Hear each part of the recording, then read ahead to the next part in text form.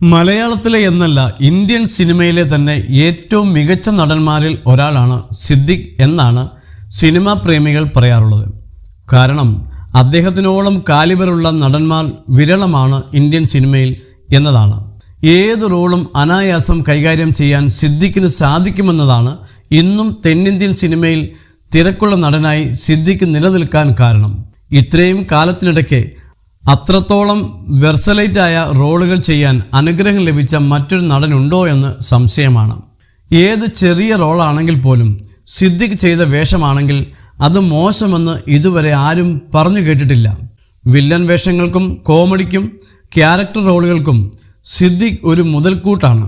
നേരെ ഇറങ്ങിയ സമയത്ത് ഏറ്റവും കൂടുതൽ പ്രശംസ ലഭിച്ചത് സിദ്ദിഖിനും അനശ്വരയ്ക്കുമാണ്.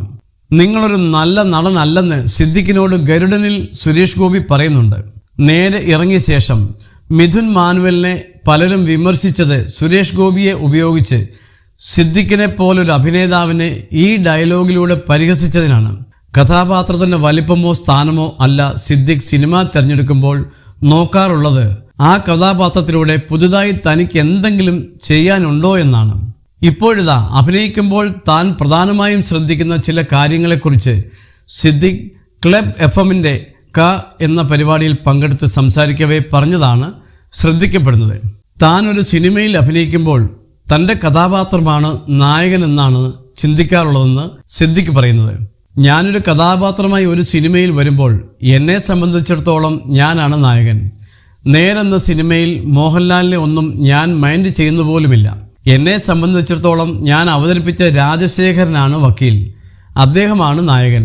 മറ്റേത് വർഷങ്ങളായി കോടതിയുടെ വരാന്ത പോലും കണ്ടിട്ടില്ലാത്ത ആളെയാണോ പ്രോസിക്യൂട്ടറായി കൊണ്ടുവന്നിരിക്കുന്നത് എന്ന ആറ്റിറ്റ്യൂഡായിരിക്കും എൻ്റെ കഥാപാത്രത്തിന്.